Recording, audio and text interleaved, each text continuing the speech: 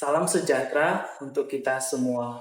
Yang saya hormati Bapak Ibu Asesor. Perkenalkan, saya Sarven Martonang Purba, STMSC, dosen tetap program studi Teknik Sipil, Fakultas Sains dan Teknologi Universitas Pelita Harapan. Pada kesempatan ini, saya akan menyampaikan pernyataan diri saya sebagai dosen melalui video unjuk kerja Tridharma Perguruan Tinggi bidang pengajaran. Untuk menjelaskan mata kuliah yang saya ampu, Mekanika Rekayasa 4, demikian adalah deskripsi dari mata kuliah tersebut.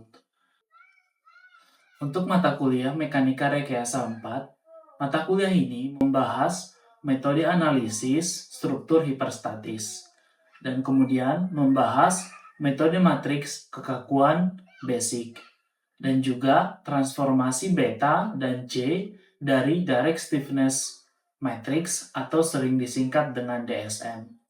Dalam mata kuliah ini juga kita akan membahas matriks kekakuan dan matriks transformasi struktur.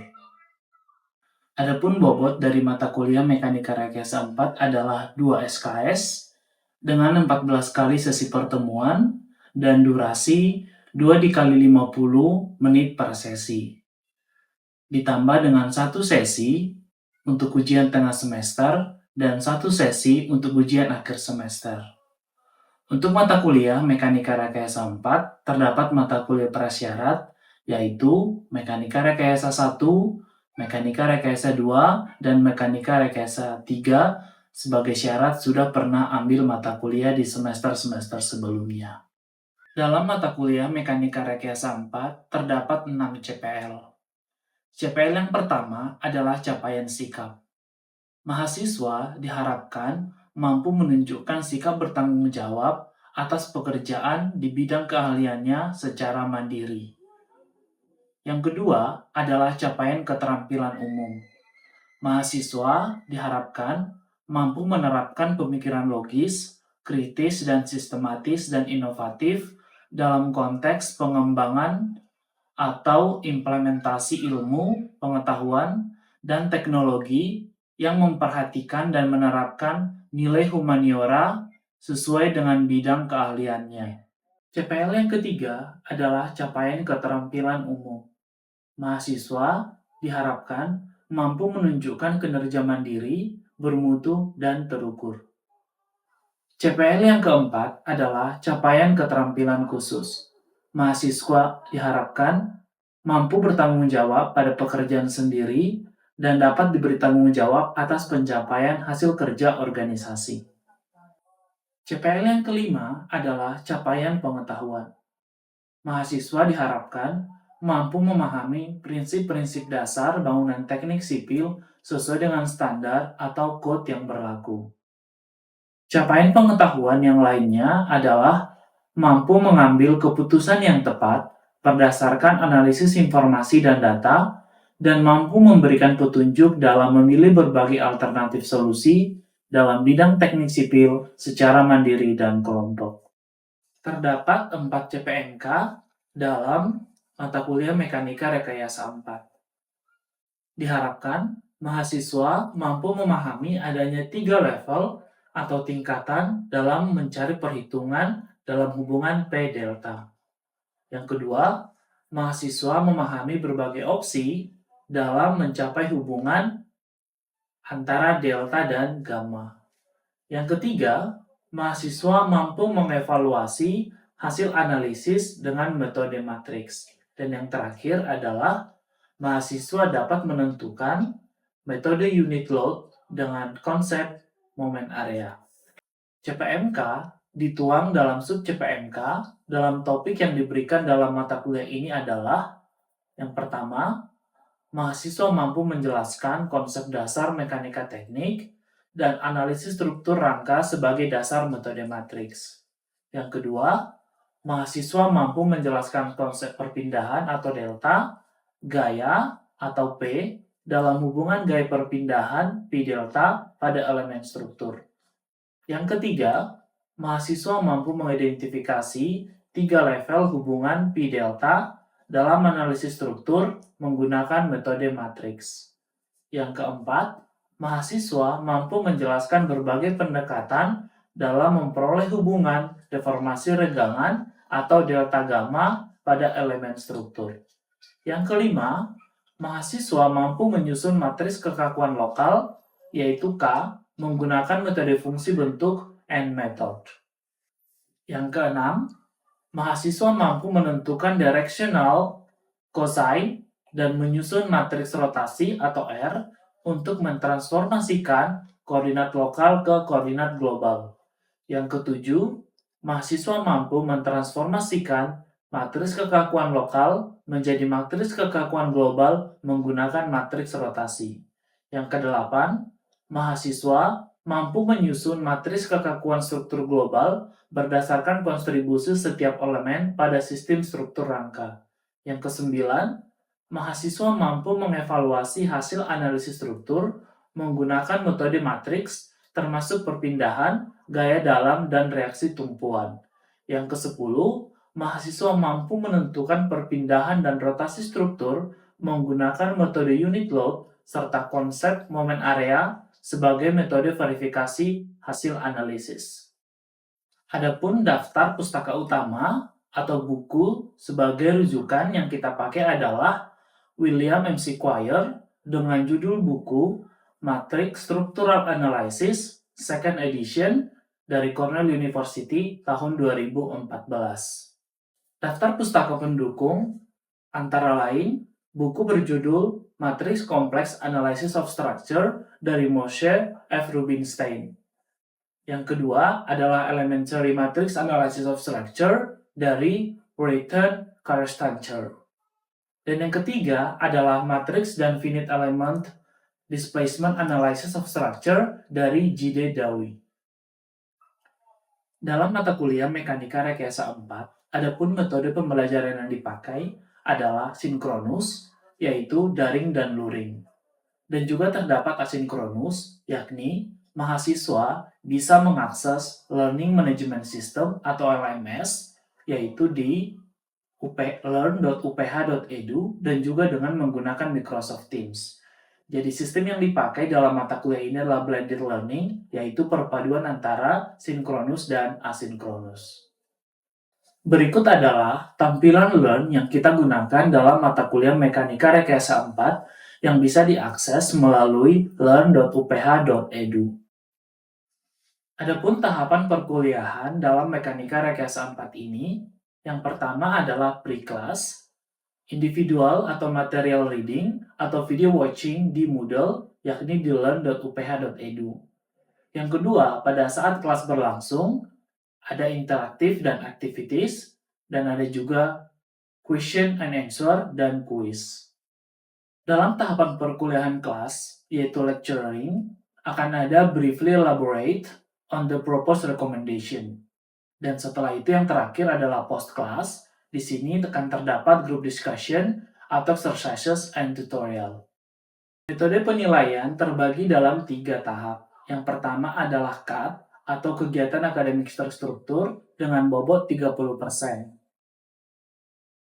Bobot ini meliputi latihan, tutorial, tugas, dan kuis.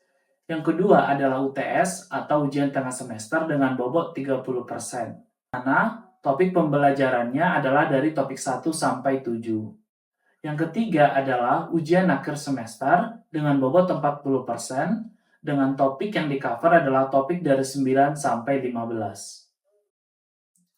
Berikut adalah cuplikan video proses belajar mengajar untuk mata kuliah Mekanika Rekayasa 4 di ruangan kelas.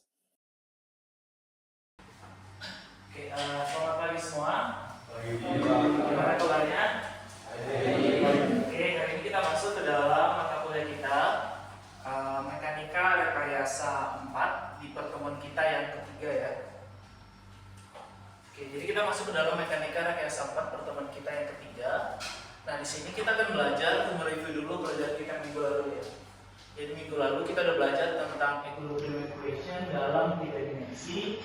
Jadi satu titik itu dia punya 3 gaya, benar ya? Ada 3 gaya.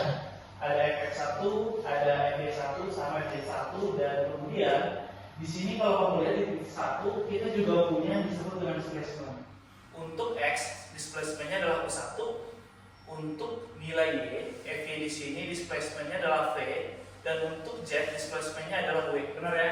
Nah, jadi dalam satu batang atau satu member dalam hal ini misalkan membernya adalah member 1, 2, di mana poinnya adalah poin 1, 2, dia punya dua titik disebut dengan node 1 dan node 2 gitu ya. Node atau node 1 sama node 2.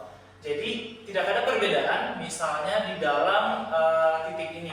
Nah, kalau dalam hal ini dia di dalam titik 2, M yang bergerak itu adalah nilai yang ada di titik 2 ini adalah momen, yaitu MZ, MY sama MX. Oke, dengan nilai displacementnya itu adalah perputaran sudut atau theta, benar ya?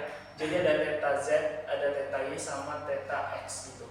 Nah, kamu juga perlu ingat untuk bagian ini. Jadi dalam gambar ini digambarkan adalah force, gaya, momen, dan corresponding displacement yang ada. Nah, jadi sumbu di sini adalah sumbu X dan di atas sumbu Z dan kemudian ada sumbu Y.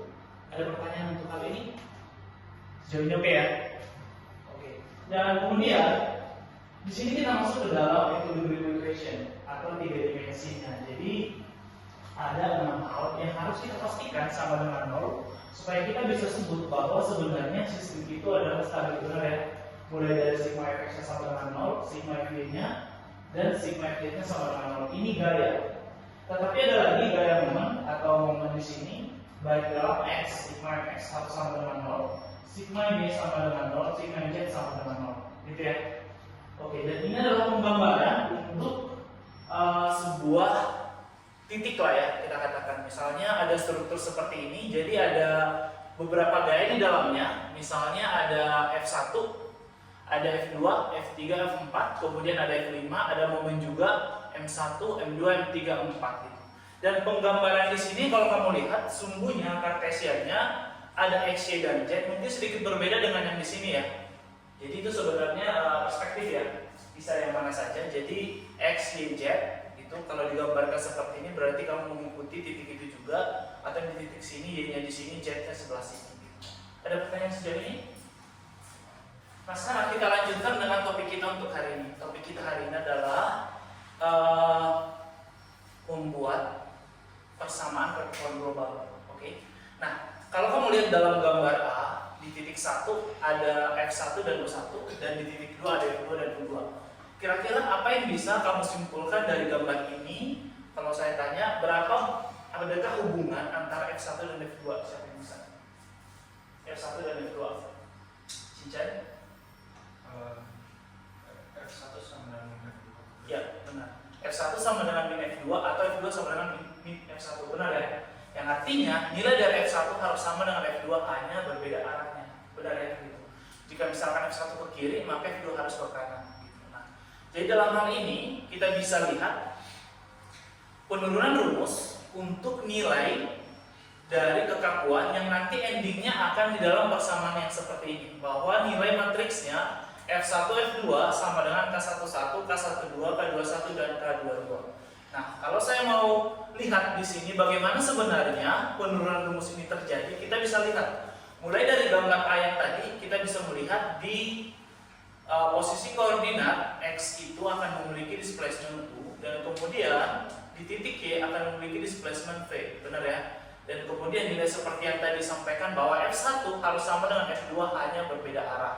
Jadi semisalnya dalam hal ini nilai delta 1 sama dengan U1 sama dengan 1, dan yang gambar C nilai delta 2 sama dengan U2 sama dengan 2. Jadi dalam hal ini boleh kita katakan misalnya delta 1 sama dengan U1 sama dengan 1, maka delta 2 sama dengan U2 sama dengan 0. Nah, penurunan rumusnya kita bisa lihat ke dalam box yang ada di sini, yang sebelah kiri. Jadi untuk I-nya sama dengan 1,2, dan nilai force-nya itu kita buat dalam matriks. Nah, dalam hal ini matriks yang dikerjakan dibuatnya dalam transpose ya, F1, F2 di ke kanan gitu. Yang sebenarnya nilai F-nya itu harus seperti ini, F1, F2 dia ke bawah. Nilai K-nya juga sama, K11 dan K21. Nah, masuk kita ke dalam ini, U1 sama dengan F1L per EA. Ada yang punya pengetahuan tentang ini? Ini kenapa bisa nilai dari U1 sama dengan F1L per EA?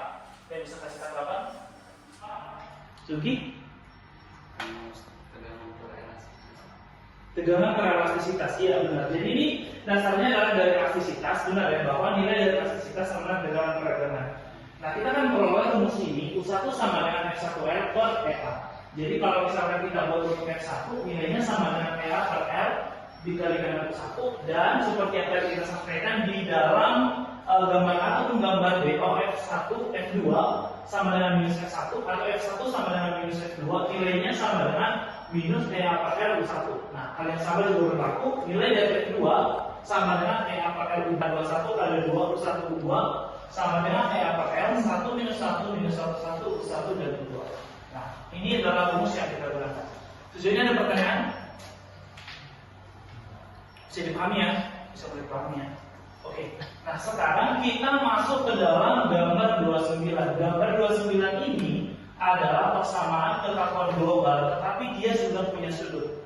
Berbeda dengan yang sebelumnya, yang di sini dia masih dalam X dan Y, di mana sudut yang terjadi masih 0. Nah, perhatikan, sudut yang dimaksud adalah sudut dari X positif, benar ya? X positif dan anti-clockwise, artinya berlawanan dengan arah jarum jam. Nah, jadi dalam hal ini kita punya sudut theta di sini yang diambil dari X positif. Bagaimana cara penyusunan matriks jika misalnya bentuknya seperti ini? Bentuk apa yang dimaksud? Kalau kita lihat dalam gambar A, di titik 1 ada F1 di sini, dia ada F1, ada F1 dengan masing-masing displacement yang terjadi, dan F2 dan V2 dengan masing-masing displacement yang terjadi. Nah, kalau kita perhatikan, nilai di sini ada F1 dan F2, nilainya juga tetap sama, benar ya? Bahwa F1 sama dengan minus F2 dan F2 sama dengan minus F1. Nah, di sini perhatikan, di dalam hal ini kalau kamu perhatikan, nilai antara F1 diubah atau ditranslasikan menjadi nilai Fx1 dan nilai Fy1, benar ya? Bagaimana hubungan antara nilai Fx1 dan Fy1 di sini? Ada yang bisa? Saya mau tanya dulu. F1, Fx1 dan Fy1 apakah ada hubungannya dengan nilai sudut theta di sini? Ada yang bisa? Cincin. Adakah hubungan antara F1 dan F1 dan Fy1 di sini? Ada. Bagaimana? Fx1 sama dengan Sudutnya kalau theta-nya itu di theta di sini. berarti cos theta F1 sama dengan Fx1 sama dengan F1 dikali cos theta. Benar. Fx1 sama dengan F1 cos theta dan Fy1 sama dengan F1 sin theta. Benar ya? Nah, itu. Benar ya? Jadi kemudian kita bisa melihat di sini bahwa nilai dari Fx1 dan Fx2 bisa digambarkan. Nah, penggambarannya kalau kita simpulkan, nah ini tadi ini adalah fokusnya detailnya tadi. Jadi ada kenaikan atau perubahan dari titik 1,2 aksen ke 1,2, benar ya, dengan perpindahan sebesar U2. Dan kemudian kita bisa mendapatkan nilai dari delta U2 di sini menjadi U2 cos theta. Oke. Dan kita juga bisa mendapatkan dengan cara yang sama untuk penghitungan displacement V2, kita bisa mendapatkan bahwa delta LV2 sama dengan V2 sin theta di sini. Oke. Ada pertanyaan sejauh ini? Aman ya? Oke. Nah, sekarang kita bisa masuk ke dalam perumusannya. Bagaimana hubungan antara F2 dengan Fx2 dan kemudian bagaimana hubungannya dengan yang dikalikan dengan U2. Nah, seperti yang tadi, Fx2 sama dengan F2 cos theta, ini nilainya akan berubah menjadi EA per L cos kuadrat theta U2. F2 juga sama, F2 sama dengan sin theta sama dengan EA per L sin theta cos theta dikalikan dengan U2. Fx2 sama dengan minus Fx1, prinsip kita tadi bahwa nilai F1 sama dengan Fx2 hanya berubah berbeda tanda doang atau berbeda arah. Jadi kita bisa menuliskan Fx2 sama dengan minus Fx1 sama dengan F2 cos theta sama dengan EA per L cos kuadrat theta U2, dan F2 sama dengan minus Fy1 sama dengan F2 sin theta sama dengan EA per L sin theta cos theta U2. Nah, ini penggambarannya, penggambaran untuk displacement U2. Jadi Fx2 sama dengan EA per L sin theta cos theta V2 dan F2 sama dengan EA per L sin kuadrat theta V2. Oke, dan ini juga berlaku yang sama untuk Fx2, akan diperoleh nilainya sama dengan minus Fx1 sama dengan F2 cos theta, EA per L sin theta cos theta V2 dan FV2 sama dengan min FV1 sama dengan F2 sin theta EA per L sin 2 sin kuadrat theta V2. Nah, ini penggambarannya. Nah, jika kita sudah menggambarkan displacement U2 dan displacement V2, bagaimana jika digabungkan akan mendapatkan hasil seperti ini. Jadi, perhatikan, ini adalah matriks kekakuan untuk mengubahnya dari lokal ke global, benar ya? Jadi dari fx1, fy1, fx2 dan fy2, karena kita sudah punya 2 dan ada sudut, benar ya? Jadi perhatikan, sudut di sini adalah theta yang ditarik dari x positif berlawanan arah jarum jam. Itu kita masukkan ke dalam rumus ini. Jadi fx1 sekarang nilainya bukan lagi hanya EA per L dikalikan dengan U1, tetapi sudah ada pengaruh sudut di sini. Cos kuadrat theta U1 sin cos U2 V1 minus cos kuadrat theta U2 dan min sin cos V2, gitu ya. Berlaku hal yang sama juga untuk FV1, untuk fx2 dan FV2. Nah, kalau kamu lihat sifat dari matriks kekakuan di sini, perhatikan ini adalah diagonal, benar ya? Jadi ini ada diagonal, yang ini akan sama dengan yang ini. Perhatikan ya. Jadi nilai matriks nilai posisi di sini akan sama dengan posisi yang di sini, dan posisi ini juga akan sama dengan posisi yang di sini, benar ya? Jadi untuk memudahkannya kamu bisa menuliskan hanya di bagian diagonal ini saja ke atas, yang ini kamu bisa kosongkan, yang artinya kita sudah tahu nilainya akan sama dengan diagonal yang di atasnya. Seperti itu ya. Oke, selanjutnya ada pertanyaan? Oke, sekarang kita masuk ke dalam contoh 22. Contoh 22 ini menggambarkan suatu struktur dengan 3 titik. Ada titik A, titik B, dan titik C. Nah, pertanyaannya di sini adalah berapakah nilai dari gaya P di poin A? Benar ya, pertanyaannya berapakah nilai P yang harus diberikan dalam struktur ini di poin A supaya ada perpindahan ke bawah sebesar 5 mm tanpa ada any horizontal displacement. Nah, artinya gini, pertanyaannya menginginkan kita menghitung berapakah nilai P yang harus saya berikan ke sini supaya struktur ini turun ke bawah 5 mm, hanya ke bawah saja, nggak ada ke kiri atau ke kanan, benar ya? Jadi hanya vertikal doang, itu pertanyaannya. Dan data yang diberikan di sini nilai E-nya sama dengan 200.000 MPa. Oke? Nah, oke. Nah, sekarang kira-kira apa data yang kita butuhkan untuk menghitung nilai P di sini? Apakah kita punya nilai elastisitas? Ada, benar ya? Apakah kita punya nilai area? Ada. Apalagi yang kita butuhkan? Panjang dari batangnya, benar ya? Panjang dari batang kita butuh yaitu panjang batang dari AC dan panjang batang dari AB, benar ya? Bagaimana cara menghitung panjang batang dari AB? Dengan rumus Pythagoras. Oke. Untuk menghitung nilai AB kita bisa hitung dengan Pythagoras, dan untuk nilai dari AC juga bisa kita hitung dengan Pythagoras. Oke. Nah, dalam hal ini rumus yang kita pakai di sini, jadi dengan degree of freedom, kecuali nilai dari VA itu sama dengan 5, benar ya? Dan VA kecuali yang VA itu sama dengan 0. Jadi nilai yang lain, baik itu nilai dari UA, itu pasti sama dengan 0. Yang artinya perpindahan secara vertikal dari titik A sama dengan 0. Yang bisa kita pastikan perpindahan secara vertikal dari titik A itu sama dengan -5, yang horizontalnya sama dengan 0. Tetapi dia ada minus, artinya dia nilainya ke bawah, gitu ya. Nah, kita bisa menggunakan persamaan ini, bahwa nilainya, perhatikan di sini, FAQ dari XA, jadi nilai yang dibutuhkan di sini adalah EA per L sin theta dari A cos theta dikalikan dengan VA. Nah, di sini kita bisa buat untuk batang yang pertama dulu, batang AB. Untuk batang AB, sudut yang dipakai sama dengan 45 derajat.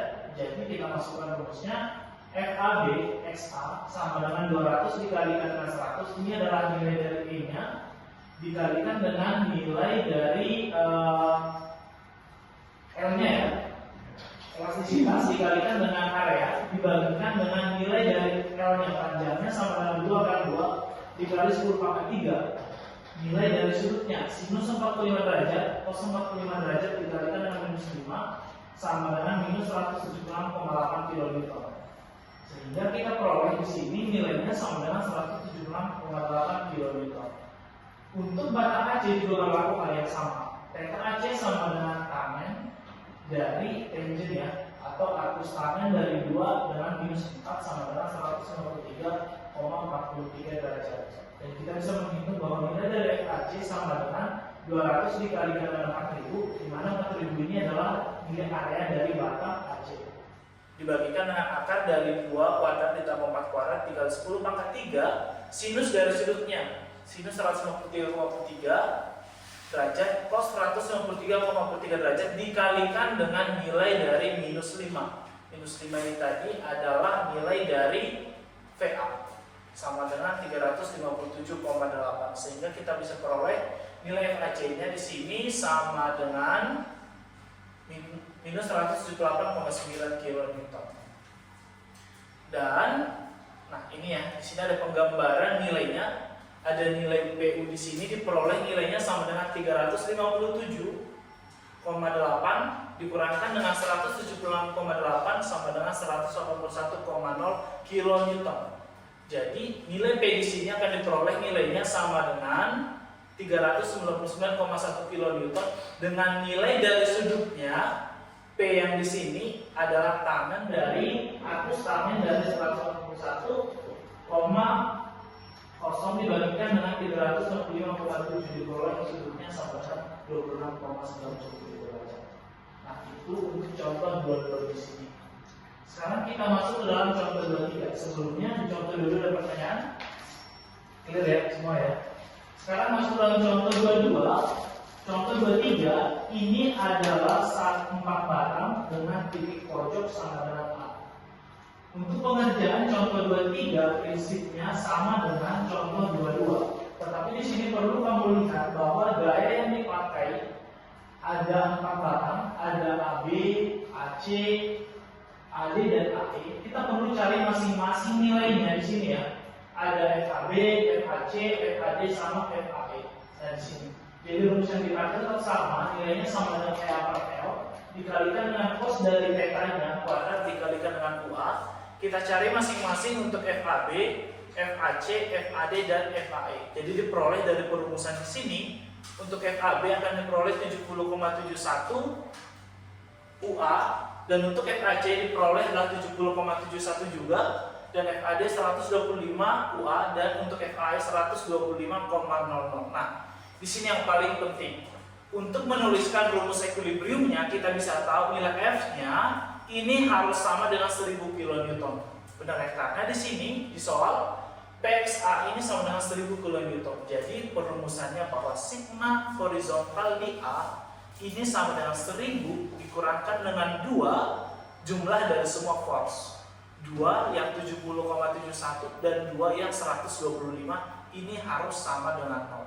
Nah dari pasangan ini kita bisa dapatkan 1000 dikurangkan dengan 2 dalam kurung 70,71 ditambahkan dengan 125 UA sama dengan sehingga diperoleh nilai dari UA sama dengan 2,55. Oke, nah, jadi kita bisa lihat ya, untuk penggambaran semua gayanya kita bisa cari masing-masing nilai force-nya. FAE, FAB, FAD dan FAC sama seperti di perumusan slide sebelumnya. Jadi tinggal memasukkan nilai UA dengan 2,55 mm, kita semua bisa peroleh nilai dari FAE, FAB, FAD dan FAC masing-masing nilainya. Oke, terus ya. Oke, untuk minggu depan kita akan masuk ke dalam contoh-contoh berikutnya. Oke, sejauh ini ada pertanyaan? Oke, jika tidak ada, saya rasa kelas kita bisa sampai di sini. Kita bisa bertemu di minggu depan. Terima kasih semuanya. Demikian video capaian pengajaran saya sebagai penyampaian diri dalam unjuk kerja Tridharma Perguruan Tinggi di bidang pengajaran. Saya ucapkan terima kasih kepada tim penilai dan tim panitia sertifikasi dosen tahun 2026.